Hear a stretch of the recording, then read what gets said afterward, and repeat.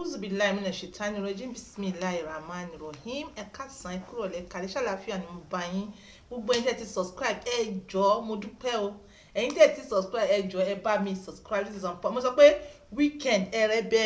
so èmi ò fẹ́ hypocrisy o èmi ò fẹ́ hypocrisy ti gbádùn ló bá délé ní ọkọ àtìyàwó lèmi on point ń kọ́ níbí báyìí èmi on point ọkọ àtìyàwó ni mò ń kọ́ so kẹ́ ẹ tẹ́tí báyìí kẹ́ ẹ gbọ́ bá a ṣe ń sọ lọ ó níṣẹ́ ẹ̀sẹ̀ ni kò mọ mú ìyàwó òun a ti sọ how many times na máa sọ ẹ sáà fẹ́ fàájì ẹ̀yin èèyàn ẹ fẹ́ fàájì ó dà ṣé bọ́kọ àtìyàwó ni ẹ ọkọ àtìyàwó ni èmi ò sọ wípé ẹ̀yin excuse me o ọkọ àtìyàwó làwọn ń kọ́ a ti sọ wípé kò kí ń ṣe ẹ̀ṣẹ̀ go on sọ̀hún in fact àdínì faramọ́ súnà faramọ́ ìfẹ́ ni that is ìfẹ́ wà láàrin yín ni tí ìwọ ọkọ tó fi sọ wípé ṣé wọ́n lè mú ọyàn ìyàwó ẹ̀ mo kí ẹ́ níbi tó wà ọlọ́run sì mọ̀ ṣe kí ni ọlọ́run máa fojú rẹ̀ wọ̀ ẹ́ àdúrà rẹ̀ ṣe kí ni àdúrà rẹ̀ ó sì mọ̀ gbà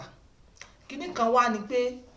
ẹ̀yin obìnrin náà ẹ ṣe mọ́tótó a ti sọ pé ìmọ́tótó ẹ ṣe mọ́tótó kẹ́ ẹ mú èmi ò fẹ́ hypocrite o èmi ń teach ni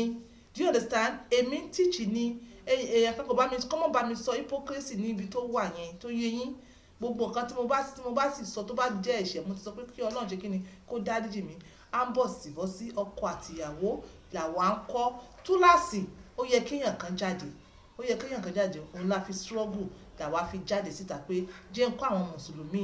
ọmọ ẹgbẹ́ mi pàápàá àtàwọn kìrìsìtẹ́nì náà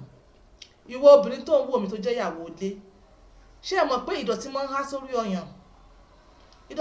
sórí ọyàn so it is your duty láti gbé ọyàn ẹ sókè pẹ̀lú ọwọ́ ara rẹ láti wo ibi tí ìdọ̀tí wà kó o mú kúò kó o dẹ̀ fọ̀ níwọ̀nba pẹ̀lú omi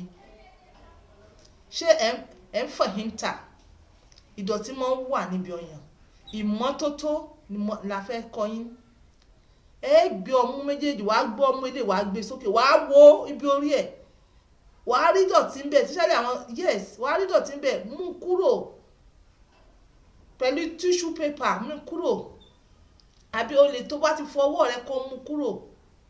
kó dẹ̀ fi omi kó fi fọ gbogbo orí yẹn dáadáa so that ọkọ tó sọ pé ṣóun lè máa mu ọyàn ìyàwó ìdọ̀tí ò ní bọ́ sí lẹ́nu dípò tó máa lọ bọ́ já sí kind of infection so tẹ́ bá ti wẹ̀ ẹ máa wẹ̀bẹ̀ papọ̀ ẹ máa endeavour láti wo bí orí ọyàn bóyá dọ̀tí wà lórí ẹ̀ kẹ́ ẹ mú ọwọ́ yín àbí tissue àbí clean cloth kẹ́ ẹ fi yọ dọ̀tí yẹn kúrò kẹ́ ẹ dẹ̀ fọwọ́ yín bẹ́ẹ̀ ṣe ń ṣe ìmọ́tótó ti ìsàlẹ̀ abẹ́ bẹ́ẹ̀ ni wọ́n ṣe máa ṣe ìmọ́tótó bíbí gbogbo bí tí ọkọ bá ti sọ wípé òun nífẹ̀ẹ́ sí láti máa fi help yín gbogbo ẹ̀ ló yẹ kẹ́ máa ṣe mọ́tótó àárín yẹn ẹ má jẹ́ kí gbogbo ẹ̀ kó máa wọ́n wa ìwọ ọkùnrin wọ́n sì ti sọ fún ẹ pé ibi tó bá ìwọ tó sọ pé o fẹ́ràn láti máa fa kínní ẹ̀ṣẹ̀ kọ́ o láti fa méjèèjì yes ìyàwó ẹ ni yes explore her wọ́n ní she is your properties take care of it as you want àmọ́ wọ́n wà níwà àti èèyàn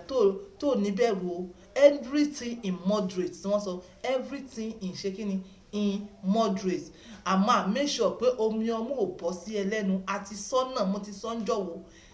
omi ọmú kò gbọ́dọ̀ kán sí ẹ lẹ́nu especially tíyàwó rẹ̀ ń bá ń fún ọmọ lọ́mú